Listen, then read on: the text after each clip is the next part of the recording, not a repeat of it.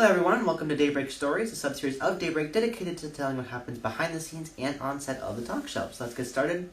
It is episode 8, Interstate. Actually, no, it's Adult in the Room. We had originally an episode before this planned called Interstate, and then we had one coming up when you're seeing this on Sunday called Adult in the Room.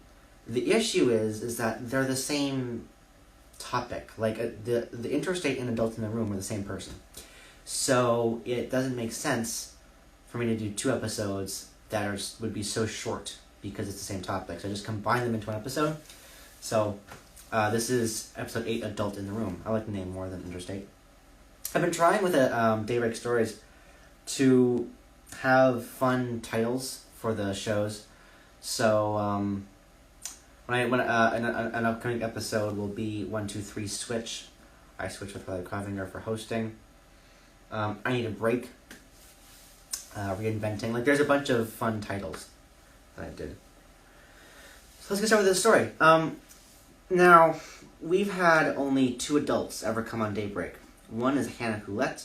2 is Alexander Duvall. Hannah Coulette was from New York, and Alexander Duvall was from New Hampshire, but originally from New York, funny enough.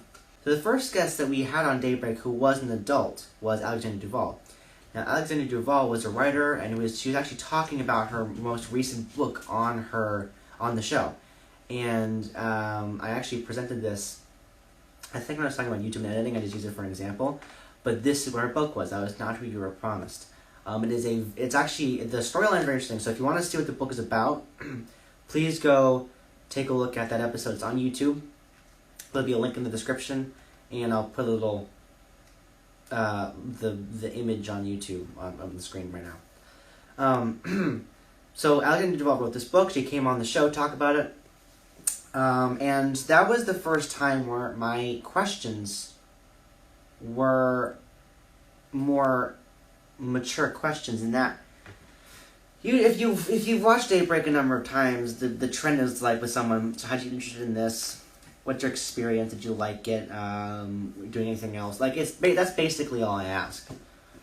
With Alexander Duvall, it's because she was an adult, I thought, well, I need to ask more adult questions. So I asked her, like, does the demographic of the people reading your book, is there like a place where they're from? Like, you have a specific location where your book sells really highly.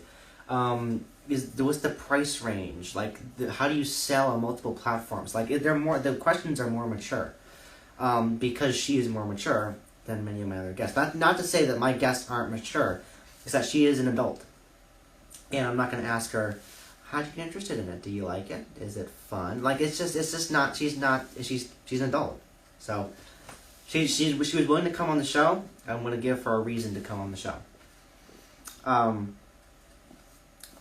For her age.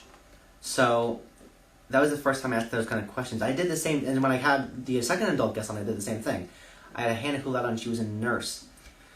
So I asked her how the hospital functioned, how outpatients work, how other things work with a COVID room, and how you function in a world like that. And just the questions were more mature.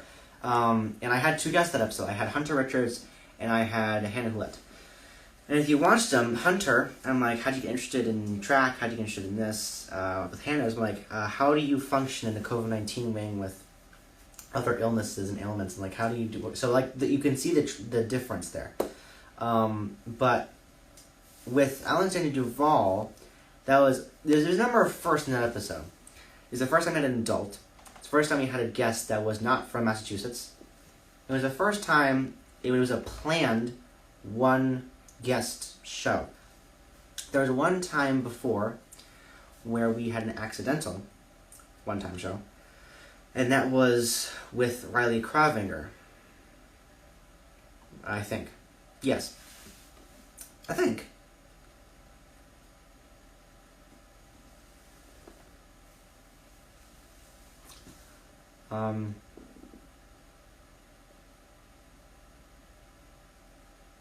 I don't think, because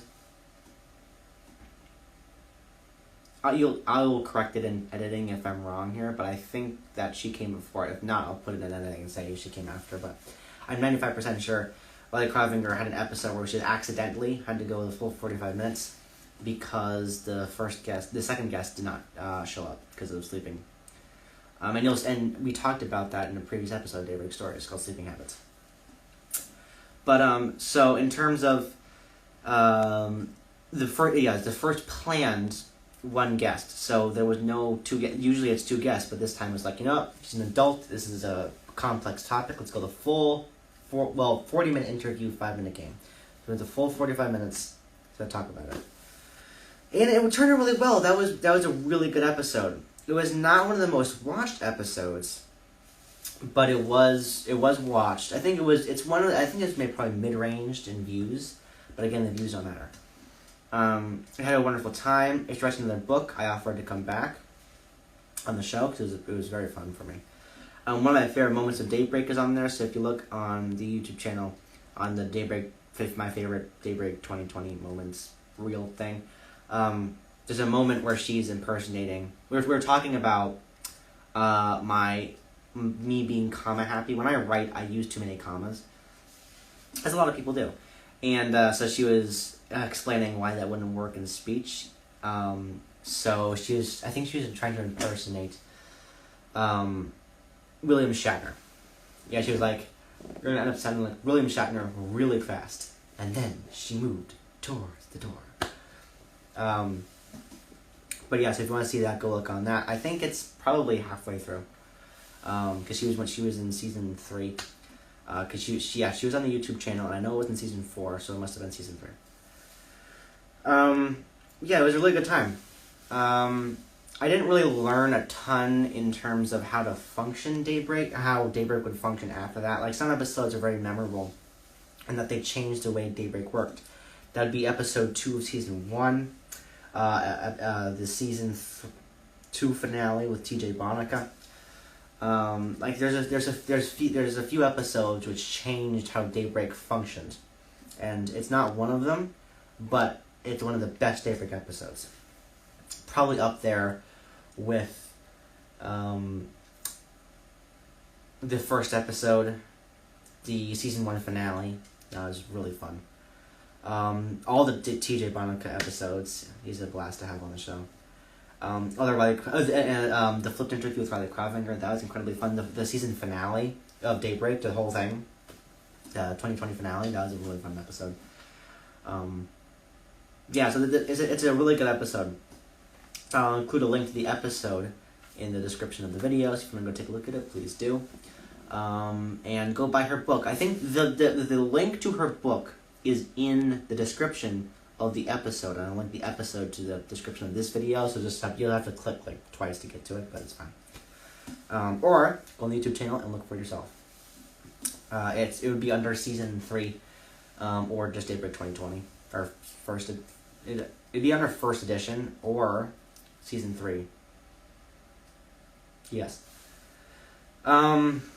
It's not an incredibly long topic to talk about, but Daybreak Stories isn't supposed to be a 45-minute long show. It's supposed to be however long the story is. So that's all I have to tell about the story. If you have any questions, please, again, fill out our questions feature on the website. And yeah, so thank you so much for watching, everyone. Please do check out the website, check out the YouTube channel, and I'll see you next time at Daybreak Stories. Bye, everyone.